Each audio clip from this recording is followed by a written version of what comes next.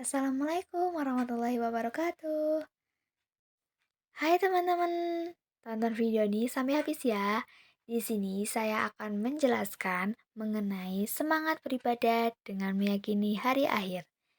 Apa aja sih yang mau dibahas di sini? Yang pertama, hari akhir menurut Al-Quran. Yang kedua, hari kiamat menurut ilmu pengetahuan. Yang ketiga, periode hari akhir. Yang keempat, hakikat beriman kepada hari akhir. Dan yang terakhir, hikmah beriman kepada hari akhir. Hari akhir menurut Al-Quran dibagi menjadi dua.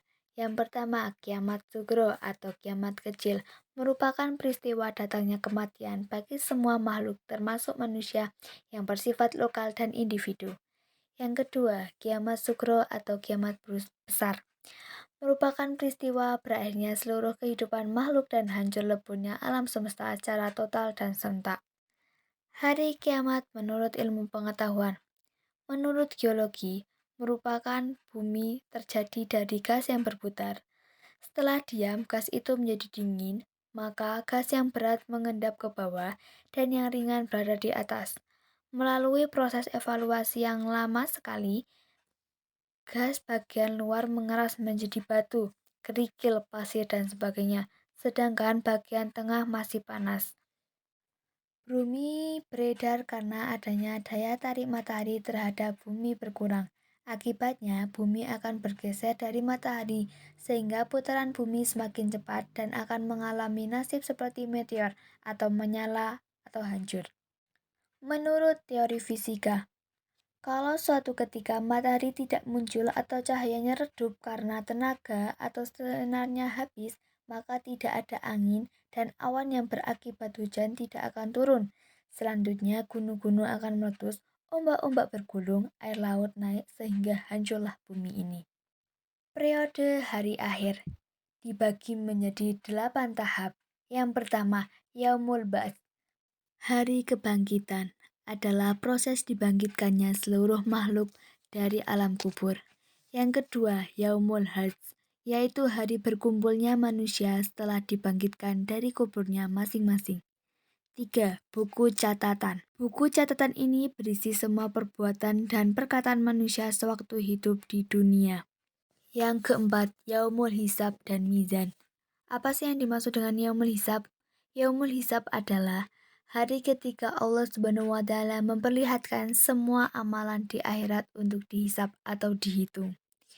Mizan adalah timbangan yang adil berisi kebajikan dan kejahatan yang telah diperbuat setiap manusia. Yang kelima, Asyirat atau jembatan yang terbentang di atas neraka menuju surga. Yang keenam, Yaumul Jaza, yaitu suatu hari ketika semua manusia akan menerima balasan Allah Subhanahu wa taala. Yang ketujuh, balasan perbuatan baik dengan surga. Dan yang terakhir adalah balasan perbuatan buruk dengan neraka. Hakikat beriman kepada hari akhir. Iman kepada hari akhir merupakan rukun iman yang kelima yang harus diimani oleh setiap umat manusia. Segala perbuatan yang dilakukan oleh setiap manusia, baik maupun buruk, akan dipertanggungjawabkan di akhirat kelak. Oleh sebab itu, keimanan kepada hari akhir hendaknya dijadikan landasan utama untuk menyadarkan diri agar selalu taat kepada ajaran Allah Subhanahu wa taala. Dan yang terakhir akan dibahas di sini yaitu hikmah beriman kepada hari akhir. Yang pertama, muncul rasa kebencian yang dalam kepada kemaksiatan dan kebejatan moral yang mengakibatkan murka Allah Subhanahu wa taala di dunia dan di akhirat. Yang kedua, menyejukkan dan mengembirakan hati orang-orang mukmin dengan segala kenikmatan akhirat yang sama sekali tidak dirasakan di alam dunia ini. Yang ketiga, senantiasa tertanam kecintaan dan ketaatan terhadap Allah Subhanahu wa taala dengan mengharapkan maunah atau pertolongan pada hari itu. Yang keempat, senantiasa termotivasi untuk beramal baik dengan ikhlas. Yang kelima, senantiasa menghindari niat-niat yang buruk apabila melaksanakannya. Dan yang terakhir, yaitu menjauhkan diri dari asumsi-asumsi yang mengkiaskan apa yang ada di dunia ini dengan apa yang ada di akhirat. Itu saja yang bisa saya sampaikan mengenai semangat beribadah dengan meyakini hari akhir.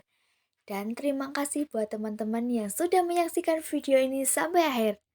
Wassalamualaikum warahmatullahi wabarakatuh.